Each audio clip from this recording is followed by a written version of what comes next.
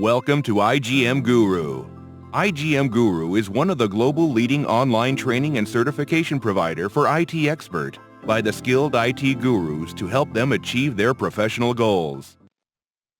What is material management modules? That first unit, how it is works. The SAP MM is the short form of SAP Material Management Module. SAP MM stands for SAP Material Management Module. Okay. So it is one of the core functional module in SAP ERP, which supports all types of material and services procurements. Okay. Along with inventory management and logistics invoice verification. Okay. And MM is called the backbone of the logistic. SAP MM is the backbone of logistics. So particularly if you are working with logistic company, then you can understand the importance of the MM modules. Very, very important. If you are working with logistics company, like your Flipkart, Amazon, that also it will be very helpful for you. But MM modules, not only that, MM module integrated with, why it is the backbone we are telling? Why? Because it is already, it is almost integrated with all other module that which are available in the SAP ERP. Like SD, MM also integrated with the SD, means sales and distribution. Sales and distribution. Like finance, F5 module, controlling module, quality management module, PP module, production and planning, PM module, plant maintenance, PS module, project system. So almost every module, these are the integrated. SAP MM are integrated. And warehouse also. WM module also. So this much modules are integrated with the SAP MM module. That's why it is called a backbone of the logistics. But what MM module, what exactly done? As a MM module, as a process, in MM module process, it ensure, this module particularly ensure there is no shortage of material or any gaps in the supply chain of the company. So it will decide there is no gap, no shortage of the material in the supply chain. Okay. Other than the process, what is the process name of this MM module? If you are talking of the business process,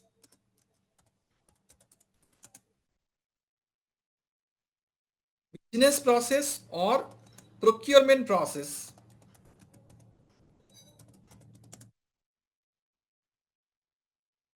of MM is called P2P cycle. This is important. Why I'm talking about this P2P cycle. Okay, P2P cycle means procure to pay. P2P stands for procure to pay or procurement to pay. Procurement to pay. Simply it is called P2P. The business process of the MM module is called P2P cycle. Now, what is P2P cycle? First, we need to understand here. What is P2P cycle here?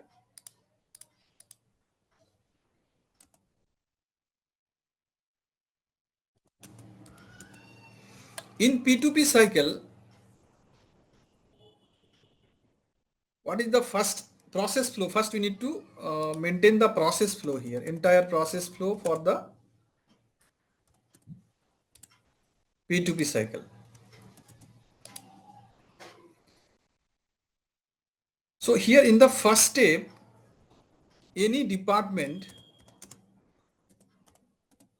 in company, any department required material or services. Okay, the first step. Second step, what they will do? If any department required any material, they will simply generate a request document. What is the request document? The name of the request document is purchase requisition. Simply, shortly is called PR. PR means here purchase requisition. So they will be enter the purchase requisition. They will be create. They will be generate the purchase requisition. Suppose store department asking some material they require. So they cannot tell like by phone or casually. By phone also told, but document is required. System entry is required. Must be required if it is a big size organization. Okay. So they will generate a request document. The document name is called a purchase requisition, which is an initial document, internal document. Okay. This document will be circulated within the organization. It will not go for the outside of the organization. That's why it is a totally internal purchasing document. That is PR. Now once PR will be generated, automatically system will be fetch the data for the purchase department. Okay. So purchase department people, they will be search the possible resources for this material.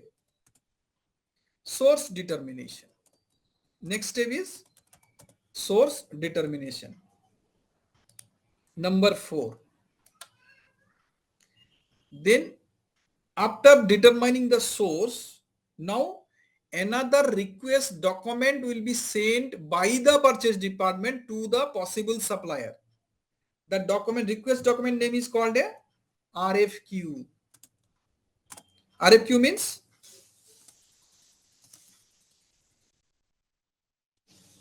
request for quotation. Fine. So request for quotation will be sent for the supplier to get the price, terms and condition.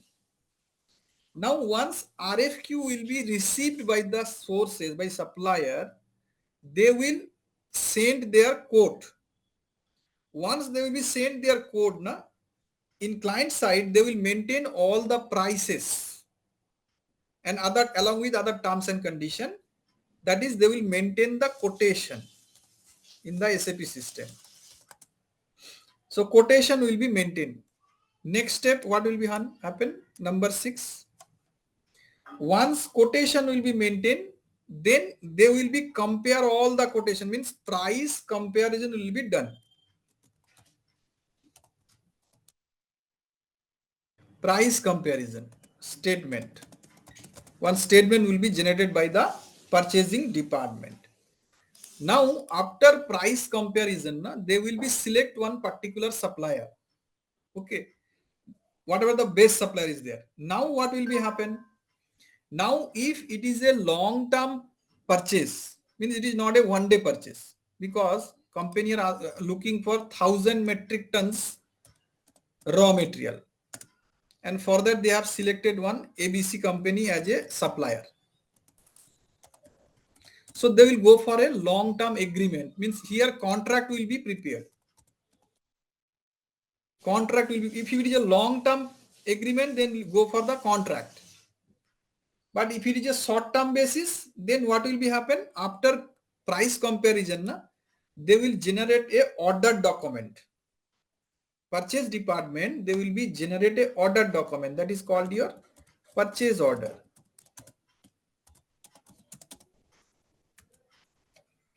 So once purchase order will be generated, it will be sent to the supplier.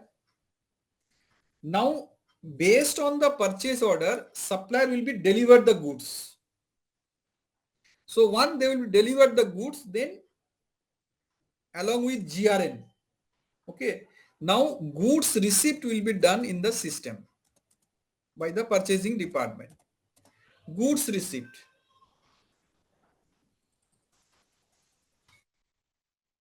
right? Goods receipt will be done. After goods receipt, next step what will be happen? If it is a big size organization, then quality people will be come into the picture. Quality check. Quality check. If it is okay, then it will be accepted. Quality is okay means accepted. Material will be accepted or unloaded. But if it is not okay, then it will be rejected. Again, it will be back to the supplier by creating a return PO. Okay. Next, that is different thing. Number 10, suppose it is accepted. Quality has been accepted, then it is a stores. Store in warehouse.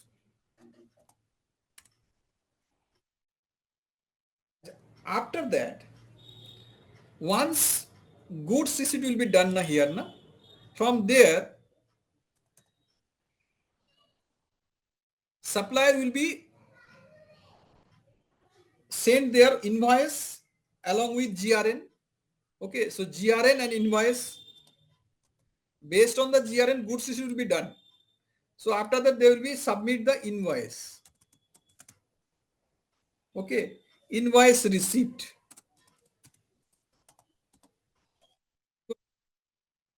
And once invoice receipt, finally, finance people will make the payments to the suppliers. Okay. So this is your entire process in P2P cycle.